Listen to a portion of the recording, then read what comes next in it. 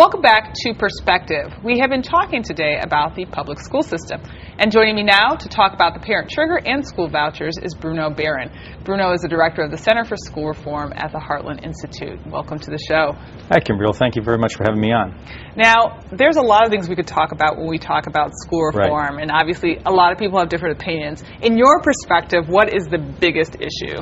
Well, the biggest issue is that we do need a lot more options for parents. We've had so much focus on the system and the Department of Education and the federal government and the state and local government. No one's really thinking about the parents. No one's really thinking about the children. It's all about the system.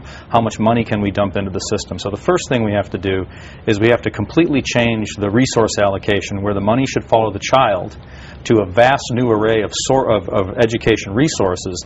So we have to start funding children and not funding systems. So how do you do that? How does the money follow the child? Well, obviously, one very quick way for the money to follow the child would be to give each child a voucher where the money can follow them to the school of their choice.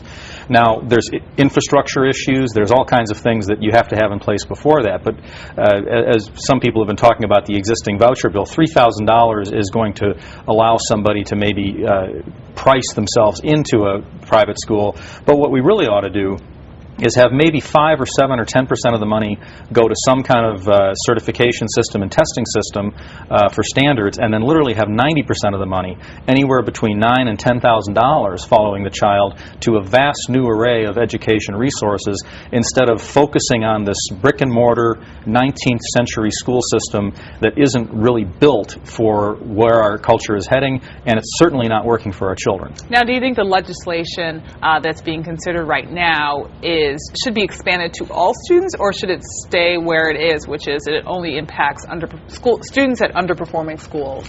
I think the best plan would be to actually go to a voucher system as quickly as possible. But again, because there's infrastructure issues and you can't go to fully funded right away, any incremental step in that direction is good, as long as you always know that you're moving to the right kind of system where the vast majority of money follows the child and not the bureaucracy. Now, what do you feel about the argument? Some people say that by putting money into the voucher system or into charter schools, that it causes neighborhoods to deteriorate. I think they have it exactly backwards. A school that is run from the Department of Education out of Washington, D.C. through mandates, and then more mandates from the state, and then more mandates from 125 South Clark with this vast bureaucracy of people shuffling papers and contracts and ideas around. That's not a neighborhood school. That's a government education complex school. It is much more of a centralized, it's more like McDonald's. So every public school that's a government bureaucracy school, it's not a neighborhood school, it's a franchise. Whereas if you give parents control, with something like the parent trigger, where if they have a failing school, they're either allowed to send their child to a private school or trigger a change in that school, that is much closer to the model of the true neighborhood school than saying we have to dump more money into this existing system. Now, what exactly is the parent trigger, just briefly? The parent trigger is law in California, and and we're working on getting it promoted in other places. Rahm Emanuel actually endorsed the idea when he was running for mayor. And what happens is, if your child is attending a failing school, as defined by either Chicago statute or state statute, if your child is attending a failing school, the parents can get a petition together and trigger a change in that school, either closure and they go to other surrounding schools that are better, or a charter school. The California law allows for two kind of bureaucratic reshuffling options, transformation and turnaround, which have been working very slowly in some situations. But Chicago has so much infrastructure in terms of private and in terms of parochial schools that it would be the perfect place to actually have the third option be a voucher.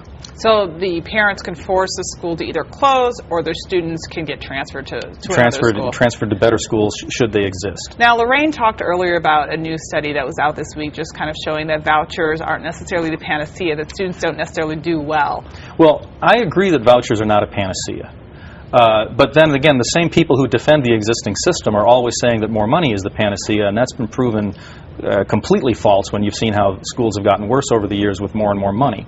So what we really need to do is come up with the proper system for more infrastructure. Everybody that shows me a study that says that vouchers don't work, I can show them a study that says that vouchers work just fine. And a week and a half ago, a study came out saying that vouchers work very well. 3 days ago, another study came out saying they work very well. So you've got dueling studies here, and it's worthy to have the debate. But at the end of the day, they work. So obviously, Senator Meeks's proposal didn't get the entire support it needed last year. Does the current proposal on the table, will that get approved?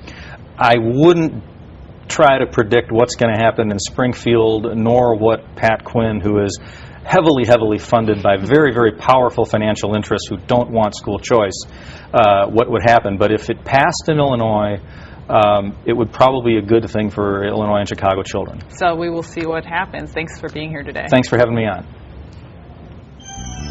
Coming up, we will talk to somebody from an organization whose vision is that every child has access to a high-quality neighborhood school that allows him or her to achieve their potential. Stay with us.